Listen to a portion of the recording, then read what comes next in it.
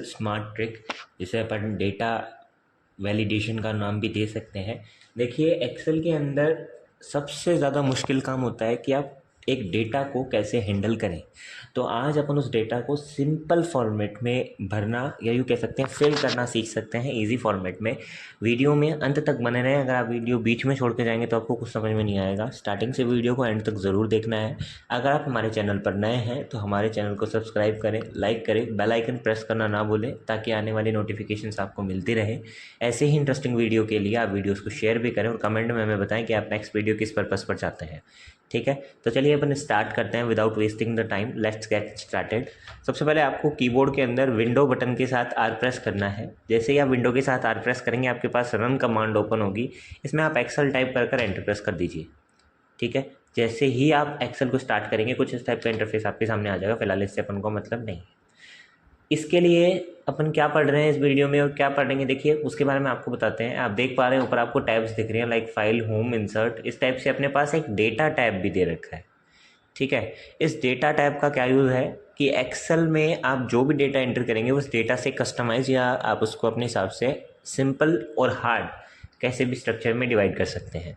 ठीक है, तो अभी डेटा के अंदर चलते हैं। और डेटा के अंदर इंपॉर्टेंट बॉक्स होता है डेटा टूल्स का। इसी डेटा टूल्स के एक फॉर्मेट में अपन चलेंगे डेटा वैलिडेशन की ओर, कि डेटा पर लिमिट कैसे लगे या वैलिडेशंस कैसे लगा दे जाएं, कि वो एप्लीकेबल है या नहीं एप्लीकेबल है, जो भी स्ट्रक्चर फॉर्मेट है वो इस वीडियो में अपन आगे सीखेंगे। और कैसे इस चैनल पे आप एक्सेल की इंटरेस्टिंग वीडियो सीखते हैं और उसमें स्मार्ट बनते हैं एक्सेल के अंदर एडवांस ट्रिक सीख के, वो हमें कमेंट बॉक्स में ज़रूर बताएं, ताकि हमें भी मोटिवेशंस मिलता रहे। तो सबसे पहले इसको स्टार्ट करने से पहले एक बेसिक टेबल बना लेते हैं अपन, जो कि अपनी सिंपल बेसिक टेबल रहेगी एक्सेल के अंदर। बनाने के लिए आपको क्या करना पड़ेगा, पहले टेबल में जैसे अपन ने लिखा है एसआर नंबर, और इसमें अपन कोई भी सीरियल नंबर लिख देते हैं। लाइक फॉर एग्जांपल मैंने 5 तक सीरियल नंबर लिखे हैं और ऊपर आते हैं। सामने वाले बॉक्स में मैंने यहाँ पर कोई भी नेम टाइप कर दिया। ठीक है, यहाँ मैंने टाइप कर दिया उसका जेंडर। ठीक है, यहाँ मैं टाइप कर रहा हूँ उसकी कास्ट, और यहाँ मैं उसके टाइप करूँगा, सपोज कीजिए for example date of join ले लेते हैं। ठीक है, कुछ इस टाइप का सिंपल डेटा है कि यहाँ उसके सीरियल नंबर है, नेम है, जेंडर है, कास्ट और डेट ऑफ ज्वाइन है। मेरे पास एक डेटा है, उसके अकॉर्डिंग मेरे को इसको कस्टमाइज़ करना है। अब आप लोगों ने कई बार देखा होगा, आप कोई भी गवर्नमेंट फॉर्म भरते हैं या किसी भी टाइप का कोई भी फॉर्म भरते हैं तो उसमें लिमिट रहती है। जैसे आपने जेंडर पर देखा होगा कि मेल फीमेल सिलेक्ट करवा सकते हैं, टाइप नहीं कर सकते उसमें। ठीक है, कास्ट इज़म भी आप सिलेक्ट कराते हैं कि आप कौन सी कास्ट से बिलोंग करते हैं।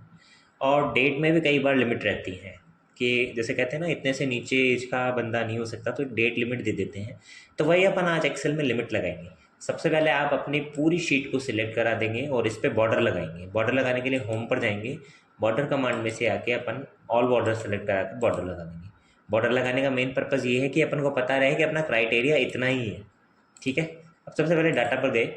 आप नेम पर सबसे पहले अपनी वैलिडेशन लिस्ट लगाएंगे, तो नेम वाला पूरा कॉलम सेलेक्ट करा लें। ध्यान रहे हेडिंग सेलेक्ट मत करवाना। अब आपको जाना है डेटा वैलिडेशन पर। इसके अंदर आप देखेंगे आपके पास 3 ऑप्शन दिखते हैं, सेटिंग, इनपुट मैसेज और एरर अलर्ट।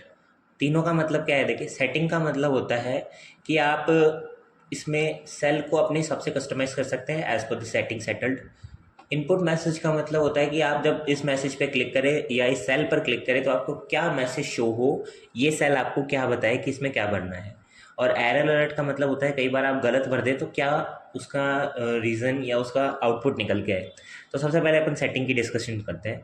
एनी वैल्यू की जगह अपन यहाँ ले लेंगे। देखिए एनी वैल्यू के बारे में आपको बहुत सी डिजिट दिखती हैं, जैसे वोल नंबर दिखता है, डेसिमल दिखता है, लिस्ट दिखता है, डेट दिखता है, टाइम दिख रहा है, टेक्स्ट लेंथ दिख रहा है और कस्टम दिख रहा है। सभी अपने अपने लेवल पर सेटल्ड है। सबसे ज़्यादा यूज़ होता है लिस्ट का। ठीक है, बट अपन इस डेटा के अकॉर्डिंग लगभग वर्ड सीख जाएंगे किसमें क्या है। देखिए वोल नंबर का मतलब होता है कि आप इसमें नंबर लिमिट दे सकती हैं। ठीक है, जैसे मैंने कहा 18 से लेकर 20 तक की एज के बच्चे जुड़ सकते हैं, तो वो नंबर लिमिट हो गई। ठीक है, डेसिमल का मतलब आप कोई भी पॉइंटेबल वैल्यू है उसको दे सकती हैं। लिस्ट का मतलब होता है कि आप एक क्राइटेरिया सिलेक्ट करवाते हैं। डेट का मतलब आप डेट देते हैं कि एक स्पेसिफिक डेट है। टाइम का मतलब आप कोई टाइम डाल रहे हैं। टेक्स्ट लेंथ का मतलब होता है टेक्स्ट की लिमिट डाल दी। और कस्टम में कस्टमाइज़ कर सकते हैं। फिलहाल अभी अपन इसके अंदर नेम वाले कॉलम में टेक्स्ट लिखेंगे। ठीक है, तो यहाँ अपन लगाएंगे टेक्स्ट लेंथ। अब इसमें बिटवीन आ रहा है, बिटवीन का मतलब होता है उस और उसके बीच की वैल्यू।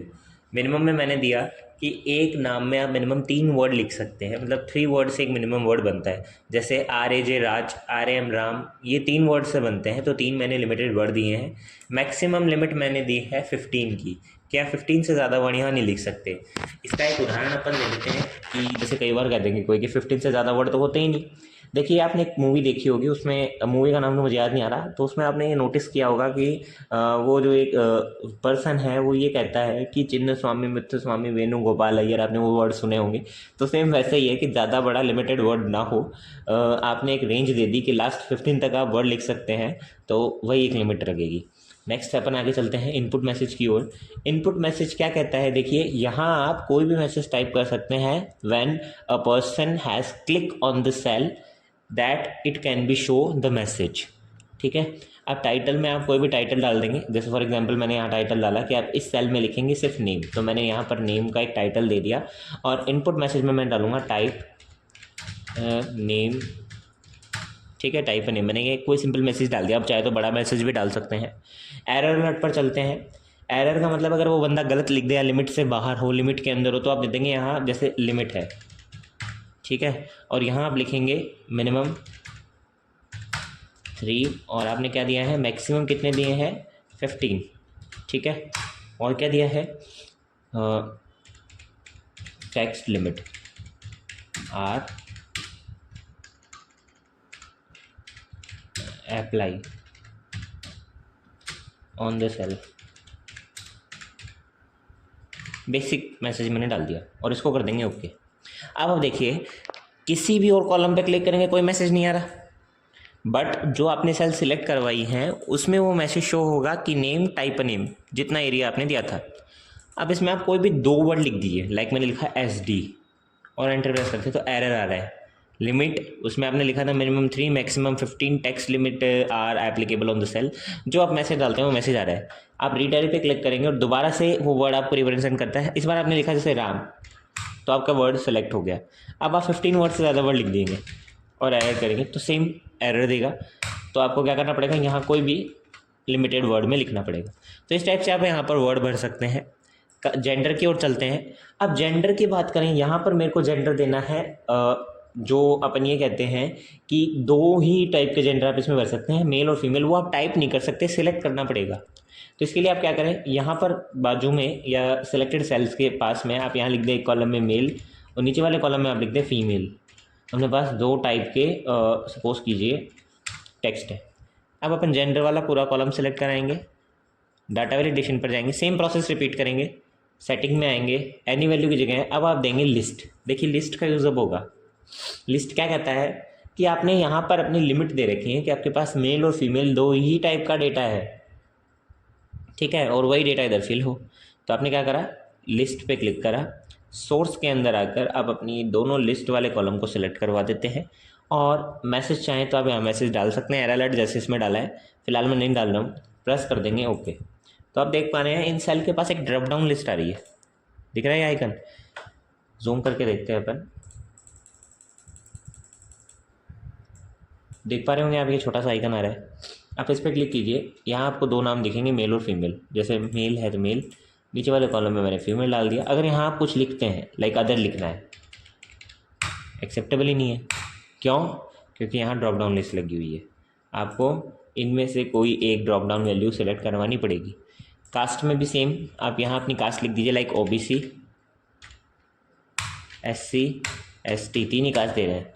अब इन तीनों को सिलेक्ट कराएं, सेल को सिलेक्ट कराएं, डेटा वैलिडेशन, एनी वैल्यू की जगह दे देंगे लिस्ट, और सोर्स के अंदर अपनी ये जो तीनों सेल इनको सिलेक्ट करा के ओके कर देंगे।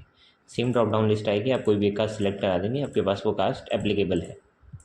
ठीक है, आप इसमें जनरली और कोई कास्ट नहीं लिख सकते क्योंकि लिमिट लगी है। 3 ही कास्ट लिखी जाएंगी और 3 ही कास्ट आपने दी है। नेक्स्ट अपन चलते हैं डेट ऑफ ज्वाइनिंग की तरफ। डेट ऑफ ज्वाइनिंग क्या है, कैसे लगता है और क्यों लगेगा वो देखेंगे। देखिए डेट ऑफ ज्वाइनिंग क्या है कि यहाँ अब डेट आएगी, तो इसलिए सिलेक्ट को सेल कराएंगे, डेट ऑफ डाटा वेरिफिकेशन में आएंगे, एनी वैल्यू की जगह मैं दे देता हूँ डेट, और स्टार्टेड डेट और एंड डेट। ठीक है, सपोज कीजिए मेरी जो फॉर्म की डेट है वो स्टार्ट होगी 1/1/2024। ठीक है, एंड डेट क्या है 1/6/2025। 2024, ओके, और ओके प्रेस कर देंगे। अब जैसे यहाँ लिखते हैं आप 1/5/2024 इट इज़ एप्लीकेबल, और मैं यहाँ लिखूँ 1/1/2023 it is not applicable. Why? क्योंकि आपने लिमिट लगा रखी है कि आपका 1/1/24 से लेकर 1/6/24 तक सेल चलेगा, तो वही डेटा आपके पास एप्लीकेबल रहेगा। ठीक है, इस प्रकार से आप एक सेल को इनफाइज कर सकते हैं। डेटा वैलिडेशन में जो बेसिक लिस्ट थी वो अपने पास इंसर्ट हो चुकी है। ऐसी और वीडियोज़ के लिए हमारे चैनल को सब्सक्राइब करें। धन्यवाद।